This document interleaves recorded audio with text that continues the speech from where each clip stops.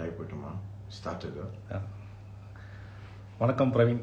வணக்கம். எப்படி இருக்கீங்க? நீங்கள் சொல்லுங்கள், எப்படி இருக்கேன்? நல்லா இருக்கேன். அமேசிங். ஸோ பயங்கர பாசிட்டிவ். உங்ககிட்ட கேள்வி கேட்குறது போட்டிருந்தோம். ஸோ மக்கள் வந்து பயங்கர ஆதரவு உங்களுக்கு. ஸோ வெளியே வந்த பேருக்கு ரெஸ்பான்ஸ் எப்படி இருக்குது உங்களுக்கு? அமைதியான ஃபஸ்ட்டு என் மக்கள்னு நான் இப்போ சொல்லலாம். எனக்கும் மக்கள் இருக்காங்கன்றதுல எனக்கு ரொம்ப ஒரு மகிழ்ச்சி. 18 வருஷத்தோட ஒரு ஸ்டேஜ் லைஃப் தான். அதுக்குண்டான நான் எப்போவுமே யோசிப்பேன், ஒரு பெரிய விஷயம் நம்ம வாழ்க்கையில் நடக்காதா, அது நடந்து நம்ம எல்லாருக்கும் தெரிய மாட்டோம்னா அது அந்த மாதிரி ஒரு விஷயந்தான். எதிர்பார்க்காத அதான் எப்போவுமே பார்ப்போம் இந்த டிவியில் அந்த நியூஸில் அங்கங்கே ஏதாவது யாருக்காச்சும் நடந்தால் தமிழ் மக்கள் எப்படி வாய்ஸ் கொடுப்பாங்க, அந்த தமிழ்நாட்டுக்கு அந்த அன்பை வந்து அவங்க தெரிவிக்கிற விதம் ஒன்று இருக்குன்னு. அதில் நானும் அந்த அன்பை தெரிவிக்கிற ஒரு நபராக இருந்து அந்த அன்பு எனக்கு தெரிவிக்கிற இடத்துல நான் இருக்கும்போது ஓவர்வெல்டு நான் சொல்கிறது நன்றி தான் சொன்ன காலம் இருக்குமா அவங்களுக்கு. ஒவ்வொரு ஜாய், ஒருத்தரும் ஒரு மெசேஜும் நான் எழுதிட்டேன் என்ன முடியல, நீங்கள் ஏன் வந்தீங்க.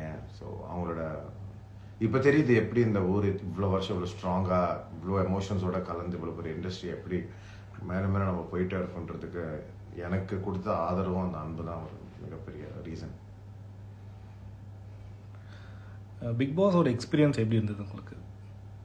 எல்லாரும் ஒரு நாள் எல்லாரும் பிக் பாஸ் வீட்டில் இருக்கணும்.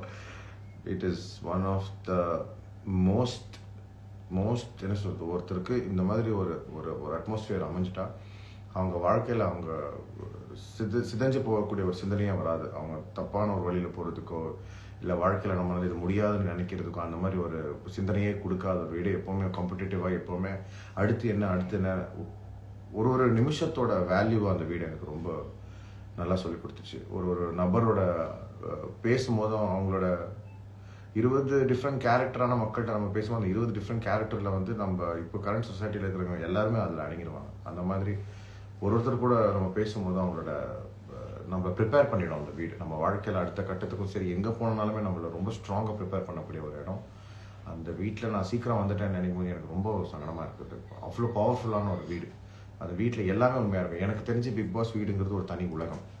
அது ஒரு செட்டாவோ ஒரு ப்ரொடக்ஷனோ போட்ட ஒரு கட்டி வச்ச ஒரு கட்டடமோ நான் பார்க்கல. அது ஒரு உலகமாக தான் நான் பார்த்தேன். எனக்கு ஒரு உலகமாக தான் இயங்குச்சு. யூஆர் ஸ்ட்ராங் பிளேயர் அண்ணா, please come back again. Wild கார்டில் கூப்பிட்டா போவீங்களா? இவ்வளோ அன்பு இவ்வளோலாம் பார்த்துருக்குறோம், கண்டிப்பாக போகாமல் இருப்பேனா. ஆனால் போனால் இந்த முறை சம்பவம். ஏன்னா எனக்குள்ளே நான் உள்ளே போகும்போது நான் சொல்லிட்டு போன விஷயம். ஆனால் எனக்குள்ளே 2 விஷயம் இருக்குது, 2 நபர் இருக்காங்க. அதில் யார் ஜெயிக்கிறாங்கன்னு நான் பார்த்து உள்ளே போகிறேன். அந்த நபர் தோத்துட்டாரு, பட் அந்த நபர் எடுத்த அன்பு வந்து ஜெயிச்சிருச்சு. ஹவவர் இந்த முறை உள்ளே போனால் நடக்கும் சம்பவம் சேதாரம் நான் பொறுப்பில்லை. யார் டைட்டில் வின்னராக வருவாங்கன்னு நினைக்கிறீங்க? என்னங்க, வைல்ட் கார்டு நம்ம போகிறோன்னா நாம தான் டைட்டில் வின்னராக வரணும். அது இல்லாமல் ஒரு நபரை நான் சொல்லணும்னா 2 பேர் இருக்காங்க என் மைண்டில். ஒன்று வந்து அவங்களோட ட்ரிக், அவங்களோட நேக்கு, அவங்களோட கேம் பிளே, யாரை வேணாலும் நம்ம வழி கொடுத்துடலாம் அப்படின்னு சொல்லிட்டு வந்துட்டாங்க அப்படின்னா அது வேணாம் சொல்லுவேன். பட் உழைப்பாக உண்மையாக வருவாங்கன்னா சொல்லக்கூடாதுதான் 2 பேர் எனக்கு. அதுலேயும் ஒன்று எப்படி சொல்லுவேன் தெரியலையே, கேள்வி மட்டும் கேளுங்க. யார் டைட்டில் அது? ரியானா வர வாய்ப்பு இருக்கு. அவங்களோட வெயிட்டை நான் பார்த்தேன் வெளியே, அவங்க என்ன பண்ணி வச்சிருக்காங்க, உள்ளேயும் அவங்க என்ன பண்றாங்க அப்படின்றது. உண்மையான ஒரு டைட்டில் வின்னர் அந்த இடத்துல ஒருத்தங்க இருக்காங்கன்னா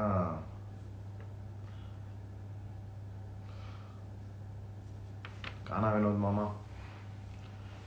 ஏன்னா எல்லாத்தையும் பார்த்துட்டு வராங்க, அவரை எப்படி நடத்துறாங்க, அவர்கிட்ட வந்தாலே எப்படி அவரோட கருத்துக்களை வைக்கும்போது எப்படி சிதறாங்க. But is high chances for Gana Vinoth. உங்களோட எவிக்ஷனை பார்த்து அழுதுட்டான்னா ஒரு சேட் எமோஜி. அது எப்படி சொல்கிறது, ஒருத்தர் இல்லை 2 பேர் இல்லை.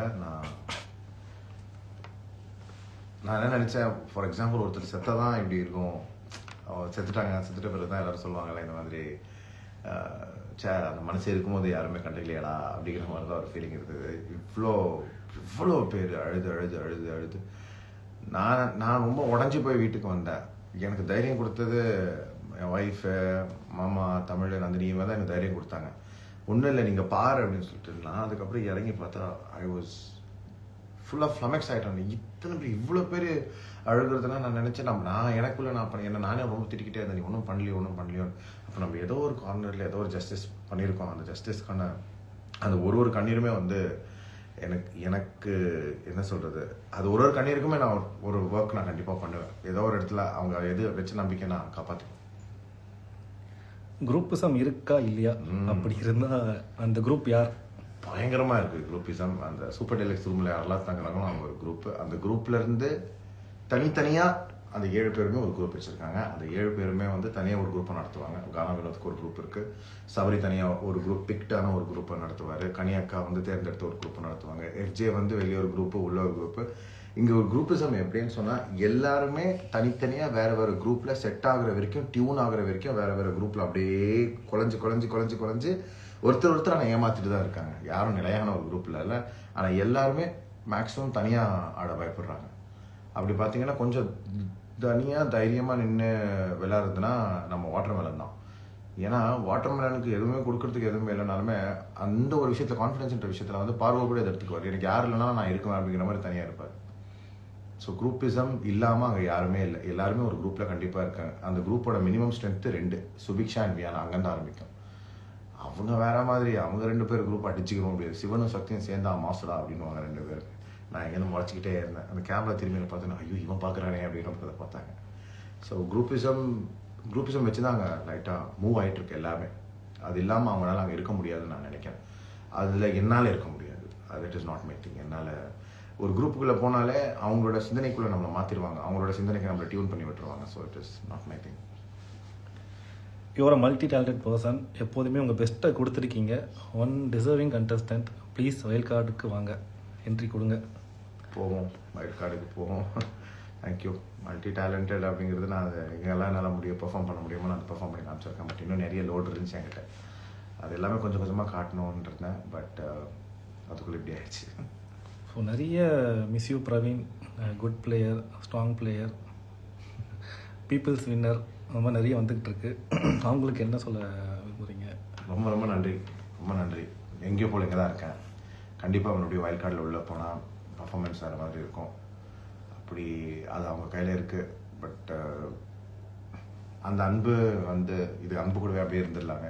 இதுக்கு மேலே ஒர்க் பண்ணலாமே. இதுக்கு மேலே நல்லா ஒர்க் பண்ணிவிட்டு அவங்களுக்கு வந்து நம்மளோட டேலண்ட்டை இன்னும் நிறைய நம்ம காட்டலாமே. பட் நீங்கள் கொடுத்த அந்த ஆதரவு, நீங்கள் கொடுத்த அந்த அன்பு தான்.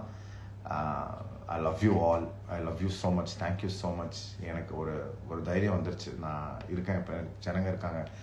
என்னோட கொஞ்சமாச்சும் என்னை பார்த்து பிரவீனை புரிஞ்சுக்கிட்டவங்க இருக்காங்கன்றதுல ரொம்ப ஸ்ட்ராங்காக இருக்கு. Thank you so much. வீட்டுக்குள்ளே யார் ஃபேக்காக இருக்காங்க? கொஞ்சம் அவனோட ஃபேக்னஸ் நிறைய பேர் பொறுத்துக்க முடியாது. அப்பப்போ வந்து போகும். நிறைய ஃபேக்காக இருக்கிறது கண்டிப்பாக வியானா சொல்லுவேன். வியானா ரொம்ப ஃபேக்காக இருக்காங்க. சபரி ரொம்ப ஃபேக்காக இருக்காப்புல. அவராகவே இல்லை. சபரி இல்லை. அல்டிமேட் ஃபேக்கு ஒரு சில விஷயத்தில் கமருதீனை சொல்லுவேன். பிரஜன் ஃபேக் சொல்லுவேன். சாண்ட்ரா கூட ஓகே தான். திவ்யா கணேஷ் ஓகே தான். விக்ரம் ஒரு அப்படியே ஒரு ஃபேக்கை தாண்டி, ஒரு உண்மையை தாண்டி அவராலேயே என்ன நடக்குதுன்னு தெரியாத ஒரு ஜோனில் வந்து ஒரு கம்ப்ரெஸ் ஆகிருக்காரு. பட் நான் சொன்ன நேம்ஸ் எல்லாம் 100% fake. First of all wish you all the best my dear friend. A question from your real wife. Have you missed your CM set? As I know personally, you are such a jovial type, but I felt you are not you sometimes. In BB set, so what's the difference you found between a serial set and a BB set, and what you have learned? Serial settle நீங்கள்லாம் இருப்பீங்க, நான் என்ன சொன்னாலும் கேட்பீங்க. அங்கே போய் கேட்க மாட்டாங்க. நம்ம ஆரம்பித்தாலே டக்குன்னு சொல்லிட்டு ஒரு ப்ளாக் போடுவாங்க. நம்ம ஆரம்பித்தாலே அந்த வார்த்தைக்கு எதிர்த்தாக பேசுவாங்க. அவங்க பேசுகிறாங்கன்றதுனால நான் அவங்கள்ட்ட காம்படிஷனுக்கு போக மாட்டேன். என்னோட கருத்து எதுவாக இருந்தாலும் அது அங்கே கன்வே ஆகிருக்கும். இன்னொருத்தர் ஓவர் ஷேடோ பண்ணி, இன்னொருத்தர் ஓவர் ஷேட் பண்ணி நான் ஒரு விஷயம் பர்ஃபார்ம் பண்ணும்போது ஒருத்தர் பர்ஃபார்ம் பண்ணுறாங்கன்னா அவங்களுக்கு ஈடாக நான் பர்ஃபார்ம் பண்ண நான் போகவே இல்லை. என்னோடய பர்ஃபார்மன்ஸ் எதுவாக இருந்தாலும் அது மக்கள்கிட்ட போய் ரீச் ஆகுன்றது ரொம்ப உண்மையாக இருந்தேன் நான். அண்ட் எஸ் அஃப்கோர்ஸ் செட்டில் இருக்கும்போது it is Praveen is playing ஒரு கேரக்டர் தானே.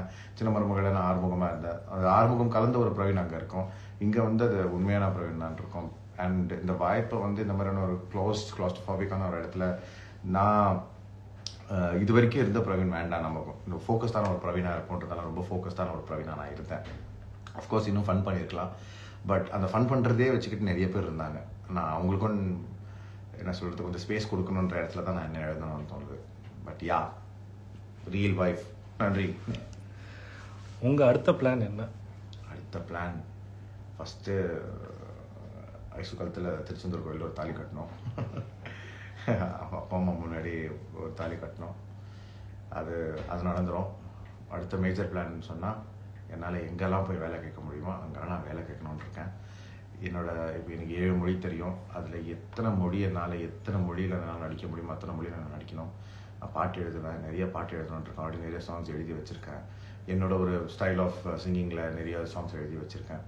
என்னால் முடிஞ்ச அளவுக்கு இப்போ எவ்வளோ பேர் பிக் பாஸ்குள்ளே போகணும், நாங்கள் சினிமாக்குள்ளே வரணும், திரைக்குள்ளே வரணும்னு இருக்காங்க. என்னால் முடிஞ்ச அளவுக்கு நம்ம ஆர்டிஸ்ட் நடிக்கணும்னு இருக்கவங்க எல்லாரையும் உண்மையான ஃபேக்டர்ஸில் அவங்க டியூன் பண்ணிட்டுருக்கேன். பட் அடுத்து என்னோட மிகப்பெரிய பிளான், நான் நிறைய நடிக்கணும். அது இங்கே இருக்கிறவங்கள நிறைய உதவி இயக்குநர்கள் இருப்பீங்க, நிறைய பேர் இருப்பீங்க. எனக்கு அடுத்து இங்கே நடிச்சுக்கிட்டே இருக்கணும். என்ன இத்தனை வருஷமாக 18 வருஷமாக நான் கனவு. குழந்தையிலேருந்தே நான் அந்த 4-5 வயசு ஃபர்ஸ்ட் ஸ்டாண்டர்ட்லேயே நடிக்க ஆரம்பித்தேன். ஆர்ட் விஷயம் போட்டேன். ஸோ இப்போது இந்த இடத்துல மக்களும் இருந்துக்கிட்டு இந்த மாதிரி ஒரு மேடையை ஒரு நடிகனாக நான் ப்ரூவ் பண்ணேன்னு சொல்கிறத விட ஒரு ஆதரவை பெற்றுட்டேன். அதுக்காக அதிலே இன்னும் நீடிச்சு வரணும்னு நினைக்கிறேன். ஸோ ஃபைனலி மக்களுக்கு என்ன சொல்ல விரும்புகிறீங்க? உங்களுக்கு தனியாக ஒருத்தருக்காக நான் அபிஷேகம் பண்ண முடியாது, தனியாக ஒருத்தருக்காக நான் ஒரு ஸ்வீட் கொடுக்க முடியாது, ஒரு சாக்லேட் கொடுக்க முடியாது. பட் நல்லா அது கண்டிப்பாக ஒரு நாள் நடக்கும்னு நான் நினைக்கிறேன். ஹேவ் டு உங்கள் எல்லாரோட ஃபீட்டுக்கு தான் நன்றி. இதை விட நான் எதுவும் சொல்ல முடியாது. என்கிட்ட சொல்கிறதுக்கு வேறு வார்த்தைகள் இல்லை. உங்கள் வாழ்த்துக்களுக்கும் உங்களோட ஆதரவுக்கும் ரொம்ப ரொம்ப நன்றி. I love you all. ஒரு அம்மா, அப்பா, தாத்தா, பாட்டி, தம்பி, அண்ணன் எல்லாருக்குமே நீங்கள் ஐடென்டிஃபை பண்ணுறீங்கள, ஐடென்டிஃபை பண்ணி அவங்க மேலே ஒரு அன்பு வைக்கிறீங்கள, அந்த அன்பு என்றைக்குமே என் கூட இருக்கும். என் குடும்பமும் சரி, என்னோடய கலையும் சரி, என்றைக்குமே உங்களுக்கு வழங்கிட்டே இருப்பேன். அதுதான் நான் சொல்ல முடியும். ரொம்ப ரொம்ப நன்றி. தேங்க்யூ.